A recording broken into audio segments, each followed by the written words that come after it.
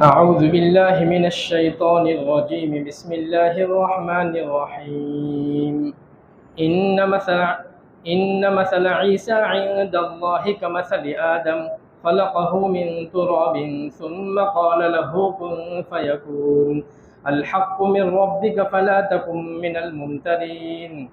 فمن حاجك فيه من بعد ما جاءك من العلم فقل تعالوا ندعو أبناءنا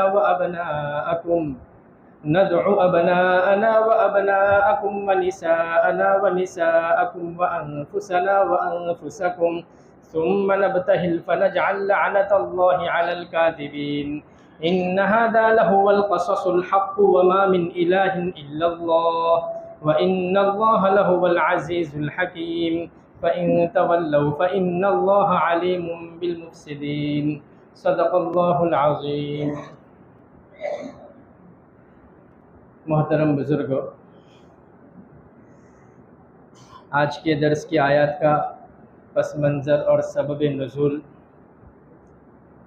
مفسرین نے یہ لکھا ہے کہ حضرت صلی اللہ علیہ وسلم نے نجران کے عیسائیوں کو ایک فرمان بھیجا تھا جس میں 3 چیزیں ترتیب وار ذکر کی گئی تھی. ایک تو یہ کہ اسلام قبول کرو، اگر اسلام قبول نہیں کرتے تو جزیہ ادا کرو، جزیہ ادا نہیں کرتے تو جنگ کے لیے تیار ہو جاؤ. تینوں میں سے ایک بات ہوگی. تو نصارہ نے آپس میں مشورہ کر کے ایک وفد 3 پادریوں کا حضور اکرم صلی اللہ علیہ وسلم کی خدمت میں بھیجا. ان لوگوں نے آ کر مذہبی امور میں بات چیت شروع کر دی اور حضرت عیسیٰ علیہ السلام کے متعلق کہ حضرت عیسیٰ کی الوہیت، کہ عیسیٰ الہ ہے، معبود ہے، عیسیٰ خدا ہے، ان کی الوہیت ثابت کرنے میں انتہائی بحث اور تکرار سے انہوں نے کام لیا. حضور پاک صلی اللہ علیہ وسلم سے وہ لوگ کہنے لگے کہ آپ تو عیسیٰ علیہ السلام یعنی عیسیٰ مسیح کو خدا کا بندہ کہتے ہیں، حالانکہ وہ تو معبود ہے، تو اس طرح آپ ان کی توہین کرتے ہو، آپ ان کو گالی دیتے ہو. حضور سے یہ کہنے لگے.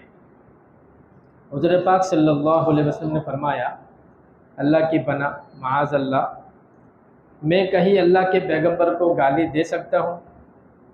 میں تو کہتا ہوں کہ وہ اللہ کے بندے ہیں، وہ خدا کے بیٹے نہیں ہیں، اور وہ اللہ کے مقبول بندے ہیں اور اللہ کے پیغمبر ہے، وہ رسول ہے. تو وہ لوگ کہنے لگے یہی تو گالی ہے کہ آپ ان کو اللہ کا بندہ کہتے ہو. اچھا، انہوں نے پھر یہ کہا کہ آپ عیسیٰ مسیح کے علاوہ کوئی ایسا بتا دیجئے کہ جو بغیر باپ کے پیدا ہوا ہو. دلیل میں انہوں نے یہ بات کہی کہ بغیر باپ کے پیدا ہوئے ہیں، لہذا وہ خدا ہے یا خدا کے بیٹے ہیں یا 3 خداؤں میں سے ایک خدا ہے. عیسائیوں کا یہ عقیدہ تھا، اس کو ثابت کرنے کے لیے انہوں نے بحث اور تکرار کی. اسی وقت اللہ تبارک و تعالیٰ نے یہ آیات نازل کی جس میں اللہ تعالیٰ نے عیسیٰ علیہ السلام کو جو نادر حالت میں پیدا کیا بلا باپ کے، اس کا ذکر ہے کہ عیسیٰ علیہ السلام کی تشبیہ دی ہے آدم علیہ السلام سے. تشبیہ دی، اس کا تذکرہ کرنے سے پہلے کہ اللہ تبارک و تعالیٰ ہر چیز کا خالق ہے. اللہ کے علاوہ اللہ نے جن چیزوں کو پیدا کیا اس کو مخلوق کہا جاتا ہے. اللہ تعالیٰ صانع ہے، باقی سب مصنوع ہے. اس کے لیے قرآن میں بدیع السماوات والارض، خالق السماوات والارض، فاطر السماوات والارض، یعنی اللہ تبارک و تعالیٰ ہی پیدا کرنے والے ہیں. اور انسان کو اللہ تبارک و تعالیٰ نے ایک خاص نظام کے تحت پیدا کیا ہے. انسان دوسری مخلوقوں میں ایک خاص مخلوق ہے، باقی ہر چیز عام مخلوق ہے. تو اللہ تبارک و تعالیٰ نے پیدا کیا ساری چیزوں کو، اس کا تذکرہ قرآن میں بھی ہے اور حدیث میں بھی لفظ صنع آتا ہے کہ ان اللہ خلق کل صانع وصنعتہ، کہ اللہ تعالیٰ نے ہر صانع یعنی کاریگر اور اس کی صنعت کو اللہ نے پیدا کیا ہے۔ جیسے کہ اللہ کے علاوہ باقی چیزیں مصنوع ہیں، اسی طرح عیسیٰ علیہ السلام بھی مصنوع ہے۔ عیسیٰ علیہ السلام صانع نہیں ہے، اللہ تعالیٰ سب کا صانع ہے۔ تو ہر صحیح عقل رکھنے والا، عقل سلیم رکھنے والا یہ جانتا ہے کہ ہر مصنوع چیز، چاہے وہ انسان ہو یا مشینری ہو، برتن ہو، کپڑا وغیرہ جو بھی ہو، وہ اپنے صانع کی دلیل ہے، اپنے صانع کی علامت اور نشانی ہے۔ اگر تم مصنوع ہی کو معبود کہنے لگو، صانع کہنے لگو، تو عقیدہ ہی خراب ہے، اعتقاد باطل ہو جائے گا۔ تو یہی بات اللہ تعالیٰ نے اس آیت میں سمجھائی ہے کہ ذرا غور کرو کہ عیسیٰ علیہ السلام مصنوع ہے، وہ صانع نہیں ہے۔ اللہ نے ان کو پیدا کیا ہے، اللہ نے جس طرح ان کو پیدا کیا وہ اللہ تعالیٰ کی ایک نشانی ہے۔ اللہ نے عجیب حالت میں پیدا کیا تو وہ بھی اللہ کی ایک نشانی ہے۔ اس کے ذریعے تم اللہ کا بیٹا یا تیسرا خدا یہ کہنے لگو، یہ ٹھیک نہیں ہے، یہ عقیدہ باطل ہے۔ اللہ تعالیٰ نے ایسا کیوں پیدا کیا، اس کی حکمتیں ہیں۔ تو تمام چیزوں کو اللہ رب العزت نے پیدا کیا ہے، اور جو چیزیں پیدا ہوئی ہے وہ اللہ تعالیٰ کی صنعت کی نشانی ہے، کہ ہر پتا، ہر ذرہ اس کا صانع اللہ رب العزت ہے۔ کوئی بھی چیز خود بخود وجود میں نہیں آتی ہے، بلکہ اس کو ظاہر کرنے والی، پیدا کرنے والی کوئی ہستی موجود ہے۔ اسی طرح مسیح علیہ السلام، عیسیٰ علیہ السلام بھی اپنے پیدا کرنے میں اللہ تعالیٰ نے نشانی کے طور پر ان کو اس طرح پیدا کیا ہے، وہ الہ اور معبود نہیں ہے۔ ہاں، اللہ رب العزت نے ان کو آسمان پر اٹھا لیا، یہ بھی اللہ تعالیٰ کی حکمت ہے، اللہ تعالیٰ کی مصلحت ہے کہ ان کی 33 سال کی عمر تھی اور ان کی والدہ بقید حیات تھی، ان کی موجودگی میں ہی عیسیٰ علیہ السلام کو آسمانوں پر اٹھا لیا گیا تھا۔ عیسیٰ علیہ السلام کے اٹھا لینے کے 6 سال کے بعد آپ کی والدہ کا انتقال ہوا تھا۔ اور مفصل یہ باتیں احادیث کے اندر مذکور ہے، بخاری، مسلم، ترمذی، صحاح ستہ میں۔ اور اللہ رب العزت نے قرآن میں بھی بتایا کہ میں آپ کو اٹھانے والا ہوں، وما قتلوہ وما صلبوہ، کہ عیسیٰ علیہ السلام نہ قتل کیے گئے ہیں، نہ صلیب پر چڑھائے گئے ہیں، اللہ تعالیٰ نے ان کو اٹھا لیا ہے۔ اور وہ قیامت سے پہلے جب نزول عیسیٰ یعنی عیسیٰ علیہ السلام نازل ہوں گے تو وہ حضور خاتم النبیین صلی اللہ علیہ وسلم کے امتی بن کر، آپ کے نائب بن کر، اور ایک جرنیل کی صورت میں وہ زمین پر آئیں گے، قرآن اور سنت کے مطابق وہ فیصلہ کریں گے۔ جیسا کہ مسلم شریف میں مزید یہ ہے کہ اس وقت دجال کو وہ قتل کریں گے، خنزیر کو قتل کریں گے، صلیب کو توڑ دیں گے، جزیے جو چل رہے ہیں اس کو موقوف کریں گے۔ اور ایک روایت میں یہ ہے کہ عیسیٰ علیہ السلام 7 سال حیات رہیں گے، اور ابو داؤد شریف کی روایت میں ہے کہ وہ 40 سال حیات رہیں گے۔ 7 سال والی روایت کی تطبیق اس طرح ہو سکتی ہے کہ 33 سال کے تھے اس وقت اللہ نے اٹھا لیا، 7 سال مزید رہیں گے تو 40 سال مکمل ہو جائیں گے۔ لیکن ابو داؤد شریف میں ہے کہ وہ 40 سال دوبارہ نازل ہونے کے بعد رہیں گے، آنے کے بعد وہ نکاح بھی کریں گے، آپ کی اولاد بھی ہوگی۔ اور ایک روایت میں تو یہ ہے کہ قیامت اس وقت تک قائم نہیں ہوگی جب تک کہ عیسیٰ علیہ السلام نازل نہ ہو جائے، یعنی عیسیٰ علیہ السلام کا نازل ہونا، اترنا یہ یقینی ہے۔ اب آئیں گے اور امام عادل کے طور پر آئیں گے، انصاف کو قائم کریں گے، خلافت بھی آپ ہی کے ہاتھ میں ہوگی۔ یہ سب ساری مفصل باتیں روایتوں کے اندر موجود ہیں۔ اللہ کے نبی صلی اللہ علیہ وسلم نے فرمایا کہ صلیب کو توڑ دیں گے۔ صلیب کا جو نشان ہے نا، وہ ایک طرح کا شرکیہ نشان ہے، وہ ایک طرح کا وہ بت ہے کہ عیسیٰ علیہ السلام کو، عیسائی لوگ کیا سمجھتے ہیں کہ عیسیٰ علیہ السلام کو صلیب پر لٹکایا گیا اور وہ ہم سب کے گناہوں کا کفارہ بن گئے۔ بعد میں وہ زندہ آسمان میں 7 دن کے بعد اٹھا لیے گئے، لیکن یہ ان کا عقیدہ باطل ہے۔ وہ جو صلیب لٹکاتے ہیں اس کی وہ پوجا کرتے ہیں اور صلیب کو ایک طرح کا بت مانتے ہیں۔ اللہ کے نبی صلی اللہ علیہ وسلم نے فرمایا کہ گلے میں لٹکا کر وہ گرجا گھر میں لے کر جاتے ہیں، اس کی تعظیم کرتے ہیں، لہذا اس کی تعظیم کرنا یہ پرستش کے مترادف ہے۔ لہذا جب عیسیٰ علیہ السلام جب اخیر میں نازل ہوں گے تو صلیب کو بھی توڑ دیں گے، خنزیر کو بھی قتل کریں گے۔ صحیح ہے ان کی ایک روایت میں یہ بھی آتا ہے کہ عیسیٰ علیہ السلام کے جو بدترین دشمن یہود ہے، یہودیوں کو بھی حضرت عیسیٰ علیہ السلام ختم کر دیں گے دنیا سے، یہودیوں کو پوری دنیا کی ہستی سے مٹا دیں گے۔ اس وقت کے متعلق آتا ہے کہ یہودیوں کو کوئی پناہ نہیں دے گا، یہاں تک کہ وہ کسی پتھر یا درخت کے پیچھے چھپیں گے تو وہ پتھر یا درخت بتا دے گا کہ مسلمان آ ادھر، یہودی میرے پیچھے چھپا ہوا ہے اور اس کو قتل کر دے۔ وہ پتھر یا درخت بول اٹھے گا۔ لیکن ایک درخت ہے جس کو غرقد کہا جاتا ہے، وہ غرقد کا درخت یہودی کو چھپائے گا اور وہ آگاہ نہیں کرے گا، اس کو پناہ دے گا۔ اسی لیے یہودی اس درخت کو بابرکت سمجھتے ہیں، اور آج کل وہ اسی درخت کو زیادہ اگاتے بھی ہیں اپنے علاقوں میں۔ تو بہرحال یہودیوں کو اس وقت ختم کر دیا جائے گا، اور عیسیٰ علیہ السلام کے نزول کے بعد مال دولت کی خوب فراوانی ہوگی، اور ارزانی بھی بہت ہوگی، سستائی کا زمانہ ہوگا، اور اتنی مالداری ہوگی کہ کوئی شخص صدقہ اور خیرات کو قبول نہیں کرے گا۔ اور عیسیٰ علیہ السلام اتریں گے تو وہ بیت المقدس دمشق کی جو جامع مسجد ہے اس کے سفید مینار پر اتریں گے، مشرق کی جانب وہ مینار ہے، اس مینار پر اتریں گے۔ ایک روایت میں یہ بھی آتا ہے کہ 2 فرشتوں کے کندھوں پر ہاتھ رکھے ہوئے آپ مینارے پر اتریں گے۔ جیسے میں نے کہا کہ اللہ تبارک و تعالیٰ نے آپ کو اٹھا لیا، دوبارہ نزول ہوگا، یہ اللہ تعالیٰ کی حکمت ہے، اللہ تعالیٰ کی مصلحت ہے۔ مفتی سعید صاحب رحمۃ اللہ علیہ انہوں نے کئی ساری حکمتوں میں 2 حکمتیں یہ بھی بیان کی ہے کہ عیسیٰ علیہ السلام ان کا لقب ہے مسیح، اور دجال اس کو بھی مسیح دجال کہا جاتا ہے۔ کچھ ہفتوں پہلے میں نے ایک درس میں اس کو واضح کیا تھا کہ دونوں مسیح کیسے ہیں۔ عیسیٰ علیہ السلام جو مسیح ہے وہ بمعنی ماسح کے ہے، اور دجال جو مسیح ہے وہ بمعنی ممسوح کے ہے۔ ماسح کا معنی ہوتا ہے ہاتھ پھیرنے والا، اور ممسوح کا معنی ہوتا ہے ہاتھ پھیرا ہوا۔ عیسیٰ علیہ السلام ہاتھ پھیرنے والے، یعنی عیسیٰ علیہ السلام کسی بیمار پر یا کسی نابینا پر، اندھے پر ہاتھ پھیرتے تھے تو وہ بینا ہو جاتا تھا، اس کی بینائی لوٹ آتی تھی۔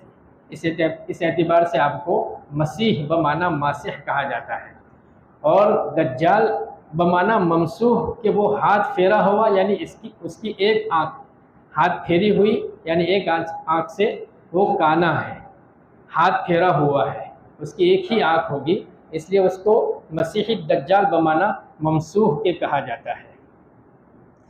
دوسرا کہ عیسیٰ علیہ السلام ان کو مسیح ہدایت کہا جاتا ہے، اور دجال کو مسیح ضلالت کہا جاتا ہے۔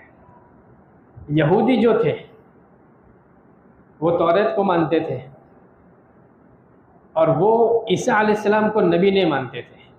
عیسیٰ علیہ السلام کو وہ مسیح ضلالت سمجھتے ہیں، اس لیے وہ عیسیٰ علیہ السلام پر ایمان نہیں لائے۔ توریت کے بعد انجیل آئی ہے، موسیٰ علیہ السلام کے بعد عیسیٰ علیہ السلام آئے ہیں، تو توریت میں دونوں مسیح کا تذکرہ ہے، مسیح ہدایت کا بھی، مسیح ضلالت کا بھی۔ لیکن وہ لوگ حضرت عیسیٰ علیہ السلام کو مسیح ضلالت سمجھتے تھے، اس لیے وہ لوگ ان پر ایمان نہیں لائے مسیح ضلالت سمجھ کر۔ اور وہ لوگ یہ سمجھتے ہیں کہ مسیح ضلالت جو ہے یہ عیسیٰ صلیب پر چڑھا دیے گئے، قتل کر دیے گئے، اب ان کا کوئی وجود نہیں ہے۔ مسیح ہدایت وہ آخر میں آئے گا، وہ دجال کو مسیح ہدایت کہتے ہیں۔ تو اللہ تبارک و تعالیٰ دوبارہ عیسیٰ علیہ السلام کو نازل کر کے ان کے ذریعے سے دجال کو ختم کریں گے۔ اس وقت یہودیوں کو یقین ہوگا کہ یہ مسیح ضلالت دجال ہے اور مسیح ہدایت وہ عیسیٰ علیہ السلام ہے۔ تو ایک حکمت یہ ہے آپ کو اٹھائے جانے کی اور دوبارہ نزول کی، کہ یہودیوں کو اس وقت یقین ہوگا کہ مسیح ہدایت ہم جس کو سمجھتے تھے وہ مسیح ضلالت ہے، اور وہ اس وقت ہلاک ہوگا عیسیٰ علیہ السلام کے ہاتھوں سے، اور مسیح ہدایت کا یقین ان کو اس وقت بیٹھے گا۔ دوسرا، عیسیٰ علیہ السلام کو خاتم النبیین سمجھتے ہیں کہ تمام نبیوں میں آخری نبی ہمارے نبی عیسیٰ علیہ السلام ہے، عیسائی یہ سمجھتے ہیں۔ اسی وجہ سے وہ آخری نبی جو حقیقی نبی ہے حضرت محمد رسول اللہ صلی اللہ علیہ وسلم، ان پر وہ یقین نہیں رکھتے، ان پر وہ ایمان نہیں لائے۔ حالانکہ عیسیٰ علیہ السلام خاتم النبیین اس معنی کر ہے کہ بنی اسرائیل کے آخری نبی عیسیٰ علیہ السلام ہے، اور آخری نبی ہمارے نبی وہ بنی اسماعیل میں سے ہے۔ تو ان کے اس اشتباہ کو ختم کرنے کے لیے اللہ تبارک و تعالیٰ نے عیسیٰ علیہ السلام کو اٹھا لیا اور قیامت سے پہلے پہلے عیسیٰ علیہ السلام نازل ہوں گے، اور عیسیٰ علیہ السلام اس وقت نازل ہو کر ہمارے نبی محمد صلی اللہ علیہ وسلم کے امتی بن کر رہیں گے اور پیروی ہمارے نبی صلی اللہ علیہ وسلم کی شریعت کی کریں گے۔ اس وقت عیسائیوں کو یقین ہوگا کہ خاتم النبیین تو حضرت محمد الرسول اللہ صلی اللہ علیہ وسلم ہے۔ جس عیسیٰ کو ہم خاتم سمجھتے تھے وہ خود ہی آخری نبی بنی اسماعیل کے جو نبی ہے ان کی پیروی کر رہے ہیں۔ تو اس اشتباہ کو ختم کرنے کے لیے اللہ رب العزت دوبارہ عیسیٰ علیہ السلام کو نازل فرمائیں گے۔ بہرحال نزول عیسیٰ یہ قیامت کی نشانیوں میں سے بڑی نشانی ہے۔ جب تک کہ عیسیٰ علیہ السلام نازل نہیں ہوں گے قیامت قائم نہیں ہوگی۔ بڑی بڑی نشانیوں میں جیسے کہ نزول عیسیٰ، خروج دجال، ظہور مہدی اور دابۃ الارض، کہ زمین سے ایک جانور نکلے گا، لوگوں سے باتیں کرے گا، اسی طرح یاجوج ماجوج کا ظہور، سورج کا مغرب سے نکلنا، آگ نکلے گی لوگوں کو ہکا کر لے جائے گی، یہ بڑی بڑی 10 نشانیاں ہیں۔ تو یہ عیسیٰ علیہ السلام کا نزول یہ بھی بڑی نشانیوں میں داخل ہے۔ عیسیٰ علیہ السلام کے متعلق اللہ کے نبی نے ایک مرتبہ یہ بھی فرمایا کہ معراج میں جب میں گیا تو اس وقت تمام انبیاءوں کے سامنے قیامت کا تذکرہ ہوا، تو تمام انبیاء نے اتنی ہی بات کہی کہ ہمیں قیامت کے وقوع کے بارے میں علم نہیں ہے کہ قیامت کب قائم ہوگی۔ عیسیٰ علیہ السلام نے بھی یہی جواب دیا، لیکن ایک بات انہوں نے بڑھا کر یہ کہی کہ قیامت کب قائم ہوگی اس کا مجھے علم نہیں ہے، لیکن مجھے اتنی بات بتائی گئی ہے کہ میں زمین پر اتروں گا اور دجال کو قتل کروں گا۔ تو معراج میں بھی اس وقت اس بات کا اظہار ہو گیا کہ عیسیٰ علیہ السلام قیامت سے پہلے پہلے ضرور نازل ہوں گے۔ تو یہ مختصر سی باتیں تھیں نزول عیسیٰ کے متعلق۔ اس جگہ پر اس کو اس لیے ذکر کیا کہ جو نجران کے عیسائی تھے انہوں نے حضور پاک صلی اللہ علیہ وسلم پر یہ اعتراض کیا کہ آپ نے ہمارے نبی عیسیٰ پر ایک بہتان باندھا اور آپ ان کو گالی دیتے ہیں اور آپ ان کو عبداللہ کہتے ہیں کہ وہ اللہ کے بندے ہیں۔ وہ اللہ کے بندے نہیں ہیں، وہ تو خدا کے بیٹے ہیں اور وہ معبود ہیں۔ تو نصارہ کی اس احمقانہ بات پر اللہ تبارک و تعالیٰ نے یہ آیت نازل کی کہ ان مثل عیسیٰ عند اللہ کمثل آدم، کہ اللہ کے یہاں عیسیٰ علیہ السلام کی مثال جو ہے وہ آدم علیہ السلام جیسی ہے، کہ جس طرح آدم علیہ السلام کے ماں باپ نہیں تھے اسی طرح عیسیٰ علیہ السلام کے باپ نہیں ہیں۔ یہاں ماں تو موجود ہے، آدم علیہ السلام کے تو دونوں موجود نہیں تھے، عیسیٰ علیہ السلام کی ماں موجود ہے، باپ موجود نہیں تھے، اور آدم علیہ السلام ماں نہیں تھی۔ تو یہ یہودی اور عیسائی یہ بات تو تسلیم کرتے ہیں کہ آدم علیہ السلام کے ماں اور باپ دونوں نہیں تھے، بغیر ماں باپ کے اللہ رب العزت نے ان کو مٹی سے پیدا کیا۔ یہ بات بائبل میں بھی ہے، قرآن میں بھی ہے، تورات میں بھی ہے۔ لہذا اللہ تبارک و تعالیٰ تشبیہ دے کر یہ سمجھانا چاہتے ہیں کہ تم آدم علیہ السلام کو ماں باپ کے وسیلے کے بغیر مانتے ہو کہ وہ اللہ تبارک و تعالیٰ کے پیدا کیے ہوئے ہیں، وہ انسان ہے، وہ معبود نہیں ہے، تو عیسیٰ علیہ السلام کو بغیر باپ کے کیوں تسلیم نہیں کرتے؟ تو گویا اس مقام پر اللہ تعالیٰ نے عجیب و غریب چیز پر قیاس کر کے مسیح علیہ السلام کی پیدائش کا مسئلہ سمجھایا۔ فرمایا کہ بے شک عیسیٰ علیہ السلام کی مثال اللہ کے نزدیک ایسی ہے جیسے آدم علیہ السلام کی مثال، کہ خلقہ من تراب، کہ ان کو مٹی سے پیدا کیا، پھر اللہ رب العزت نے اس میں روح پھونکی، من صلصال من حمأ مسنون، کہ ایک سڑے ہوئے گارے سے اللہ رب العزت نے ان کو بنایا، پھر ان کے اندر روح پھونکی گئی، پھر اللہ نے کہا کن فیکون، کہ ہو جا، تو وہ ہو گئے۔ تو آدم علیہ السلام اس وقت پیدا کیے گئے بغیر ماں باپ کے، اور پہلے یہ انسان تھے، اول انسان، کہ انسانوں میں سب سے پہلے آدم علیہ السلام ہے، اور وہ نبی ہے، اور نبی ہے اس لیے وہ کامل ہے، عقل مند ہے۔ پہلے انسان نبی اور عقل مند ہے، کہ نبی جو ہوتا ہے دنیا میں سارے انسانوں سے ذہین ہوتا ہے، دنیا کے سارے انسانوں میں وہ عقل مند اور دانا ہوتا ہے۔ لہذا یہ عقیدہ بھی باطل ثابت ہوا کہ بعض لوگ یہ کہتے ہیں کہ انسان پہلے سے انسان چلا نہیں آ رہا ہے، پہلے وہ بندر تھا، پھر ترقی کرتے کرتے وہ انسان بن گیا، حالانکہ سب سے پہلے انسان آدم علیہ السلام ہے، اور وہ نبی تھے، اور نبی جو ہوتا ہے وہ کامل ہوتا ہے، عاقل ہوتا ہے، اور جانور جو وہ عاقل نہیں ہوتا ہے۔ تو اللہ رب العزت نے یہ بتایا کہ آدم علیہ السلام کو مٹی سے پیدا کیا گیا، اور وہ پہلے نبی تھے، وہ کامل انسان تھے۔ تو وہ کامل تھے، مکمل تھے، بولنے والے انسان تھے، وہ کوئی جانور سے انسان نہیں بنے تھے، تو جب ان کی تخلیق کو تم مٹی سے ہونا تسلیم کرتے ہو تو عیسیٰ علیہ السلام کو بغیر باپ کے پیدا کرنا یہ اللہ کے لیے کون سی بات مشکل ہے؟ یہ کوئی تعجب کی بات نہیں ہے۔ لہذا عیسیٰ علیہ السلام یہ اللہ کے بندے ہیں، اللہ کے بیٹے نہیں ہیں، وہ معبود نہیں ہے۔ اسی کو اللہ تبارک و تعالیٰ واضح کر رہے ہیں کہ خلقہ من تراب، کہ ان کو ہم نے مٹی سے پیدا کیا، یعنی کن کو؟ آدم علیہ السلام کو۔ تو ان آیات کا حاصل یہ ہوا کہ عیسیٰ علیہ السلام کا بے باپ کا پیدا ہونا یہ قدرت الہیہ سے کوئی بعید بات نہیں ہے، یہ کوئی دور بات نہیں ہے۔ ازلی علم الہی کے اندر یہ بات طے ہو چکی تھی کہ آدم علیہ السلام کو بغیر ماں باپ کے پیدا کیا جائے گا اور عیسیٰ علیہ السلام کو بغیر باپ کے پیدا کیا جائے گا، اور اللہ رب العزت نے ایسا کر کے دکھایا، تو اس میں کوئی تعجب کی بات نہیں ہے۔ جب بے باپ کے پیدا ہونے میں حضرت آدم اور حضرت عیسیٰ علیہ السلام دونوں شریک ہیں، اور بغیر ماں کے پیدا ہونے میں حضرت آدم اور حضرت حوا شریک ہیں۔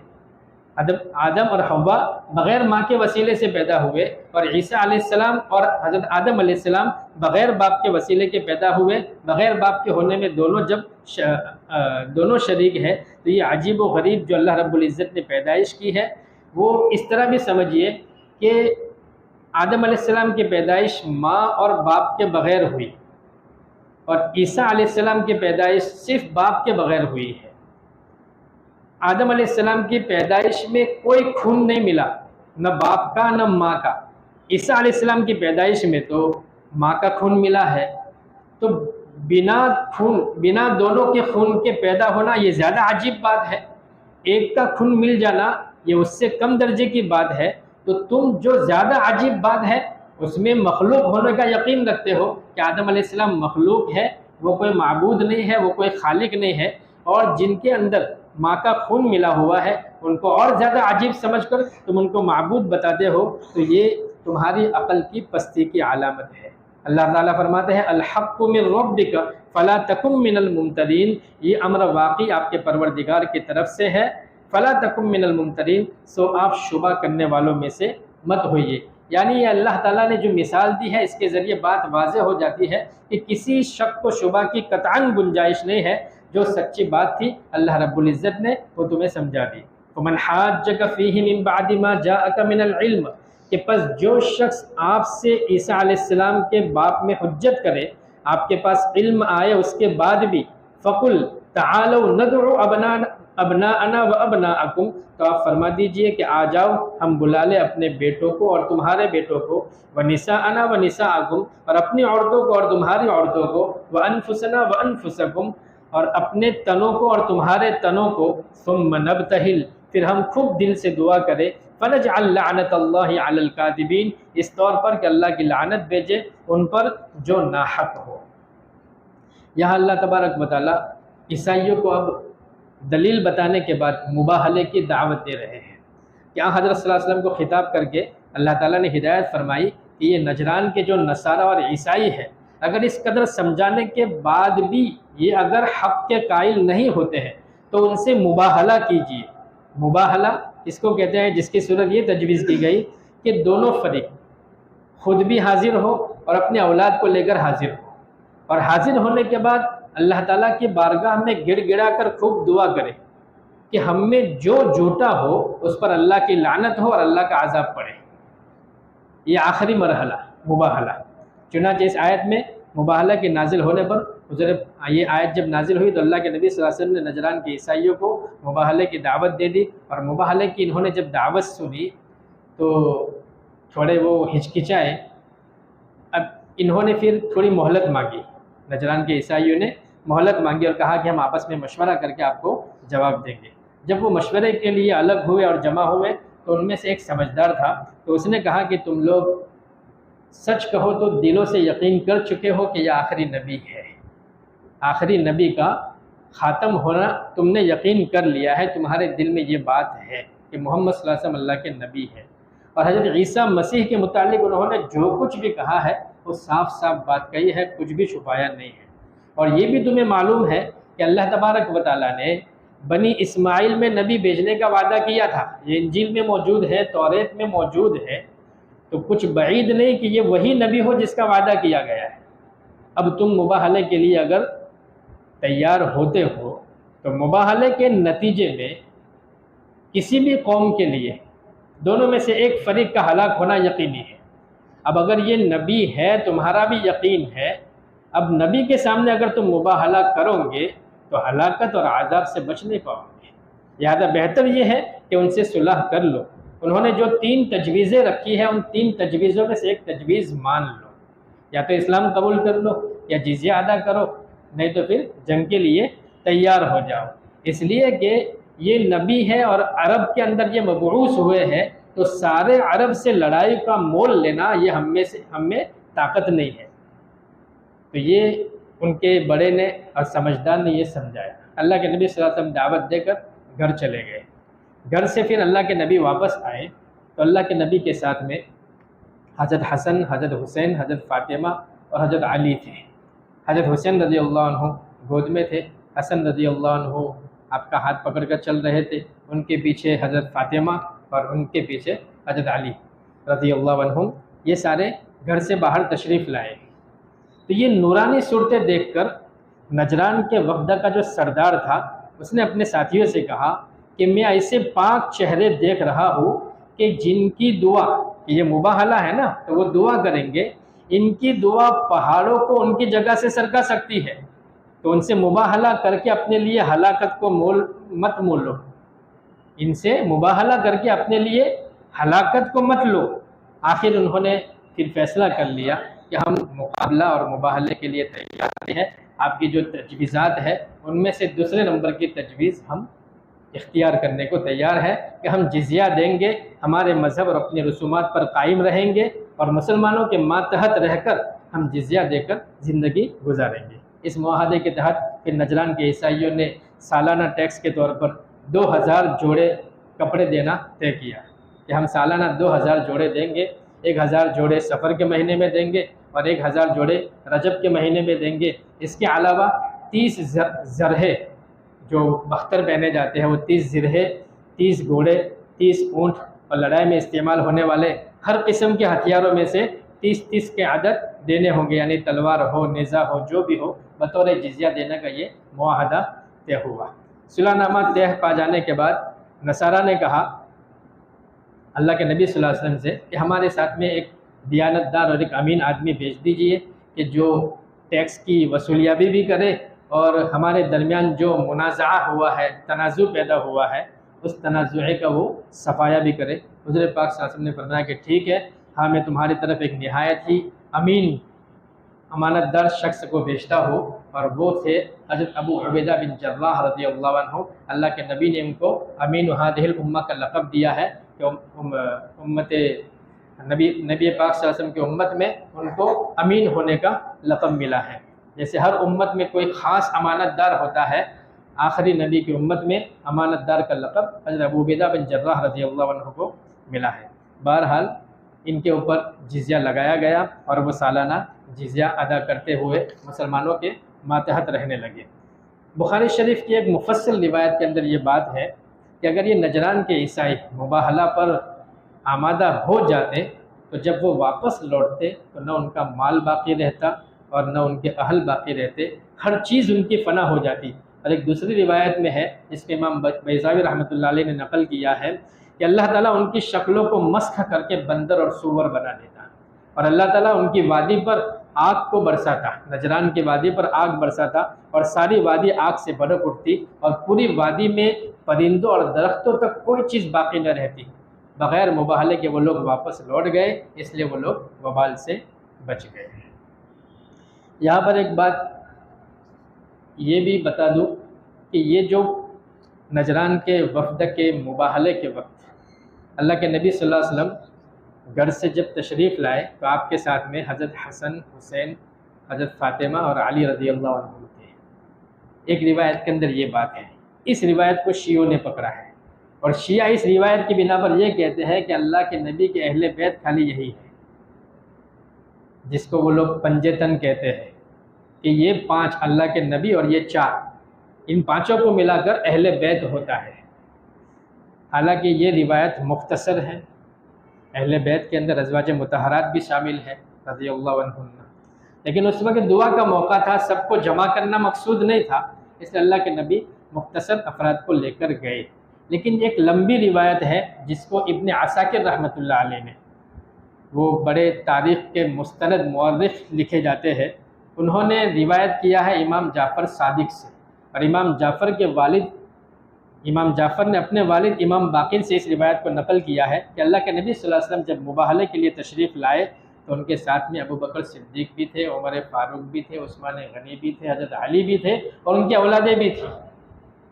مفصل وہ روایت ہے جس کو امام جلال الدین سیوطی رحمۃ اللہ علیہ نے بھی در منصور کے اندر اس کو بیان کیا ہے۔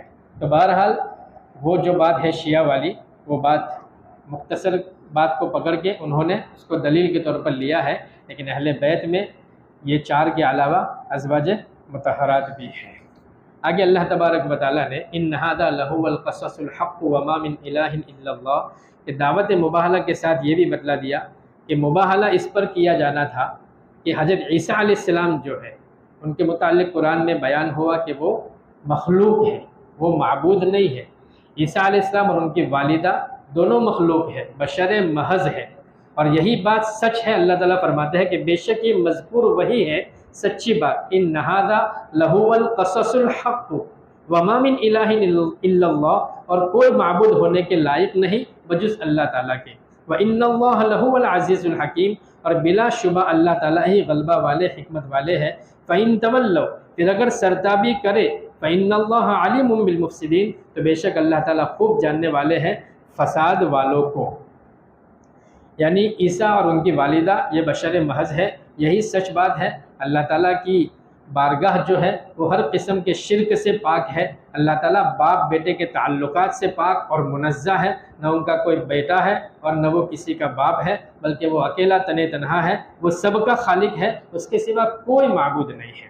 فَإِن تَوَلَّوْا، یہ فرما کر اللہ تعالیٰ نے واضح کر دیا کہ اگر ان کھلے دلائل اور صحیح بیان کے باوجود بھی یہ نصارہ اگر نہ مانے اور مباہلہ نہ کرنے پر وہ آمادہ ہو، تو سمجھ لو کہ وہ مباہلہ نہ کرنا اس کا مطلب وہ فسادی ہے، وہ مفسدین ہے۔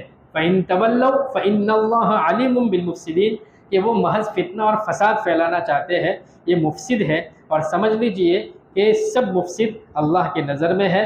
اللہ تعالیٰ ان مفسدین کی حالت سے بخوبی واقف ہے، لہذا وہ سزا اور عقوبت کے مستحق ہے، اللہ تعالیٰ ان کو پھر سزا دے گا۔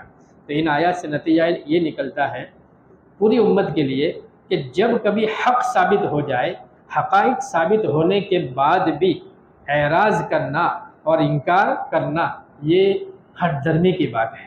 اعراض نہ کرنا چاہیے، انکار نہ کرنا چاہیے، کیونکہ حق ظاہر ہو جانے کے بعد پھر اس کو قبول نہ کرنا یہ فساد دین ہے، اس کو مفسد کہا جاتا ہے۔ ایسے لوگوں کو اللہ تعالیٰ نے مفسد فرمایا ہے۔ اللہ تعالیٰ سے دعا کرتے ہیں کہ اللہ تعالیٰ ہم کو حق جاننے اور پہچاننے اور اس پر قائم رہنے کی توفیق عطا فرمائے، اور حق سے اعراض اور انکار کی کافرانہ اور مفسدانہ خصلت سے ہمارے قلوب کو اللہ تعالیٰ پاک فرمائے۔ آمین یا رب العالمین، وآخر دعوانا الحمدللہ رب العالمین۔